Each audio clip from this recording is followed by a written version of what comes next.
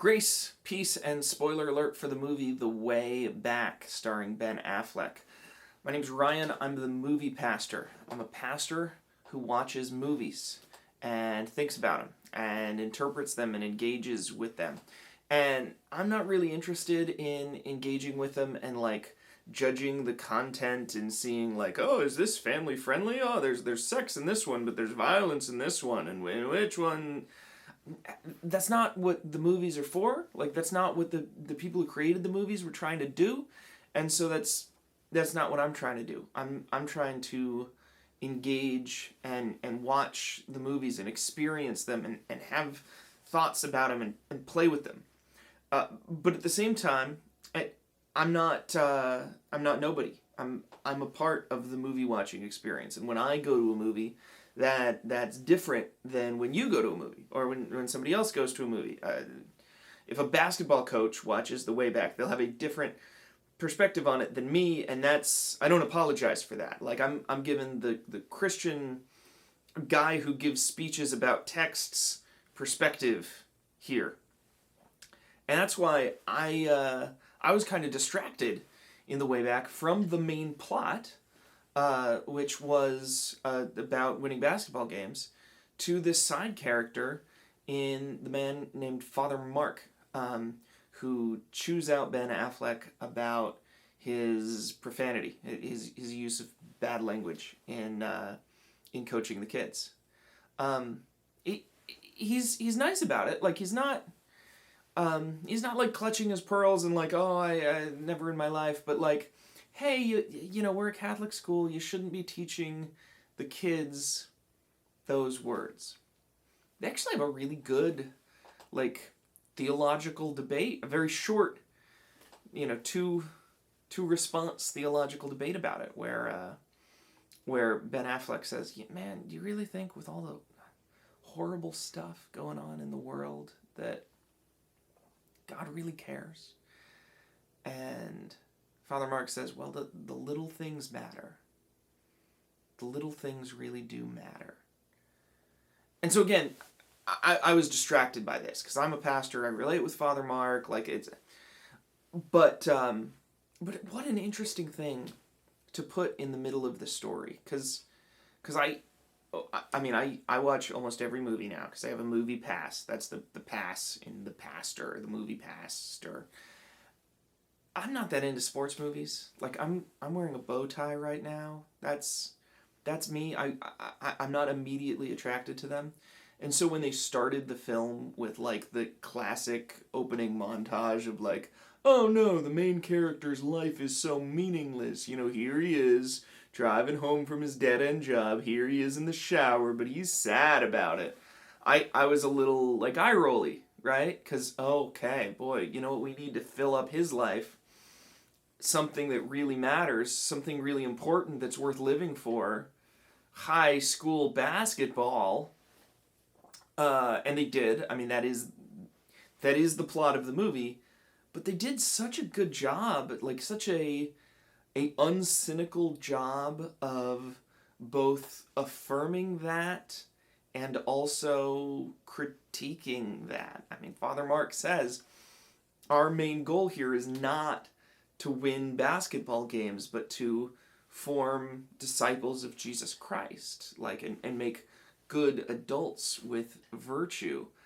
But also, Father Mark is kind of critiqued for that, the way the camera shoots him and the way that the characters we relate to respond. I mean, that's kind of yeah, but we do want to win basketball games. Let's win basketball games. That's what we're going to celebrate at the end of this movie is winning basketball games.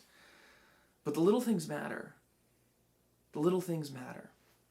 And as much as we want to win basketball games when we're watching a sports movie, The Way Back takes us into an addiction recovery movie.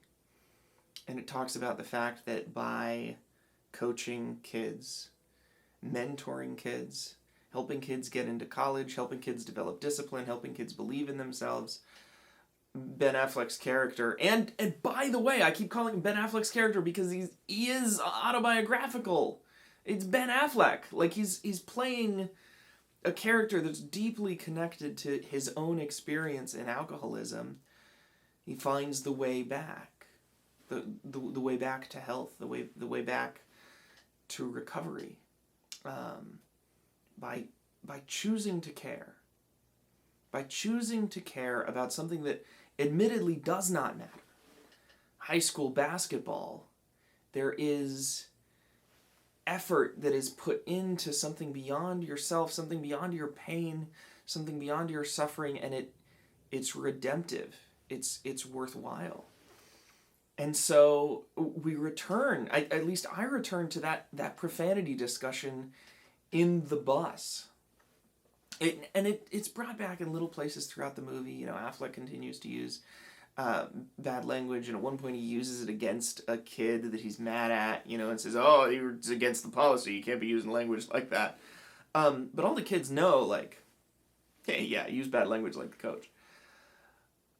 The little things matter. What are the little things? Are the little things the word choices that you make that are considered profane by whatever culture you happen to live in? Is that a little thing? Yeah.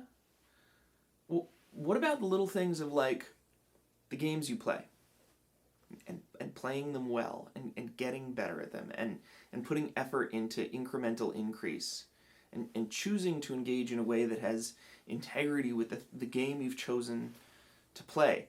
Is that a little thing? Yeah, that is too. And so, by the little things, by the things that don't matter, by the small bits, even though there's horrible stuff going on in the world, the little things that we choose to put our effort in, to make ourselves a little bit better, to make ourselves a little bit more disciplined, including the things that the other side doesn't think are important. Those things are the building blocks of the way back.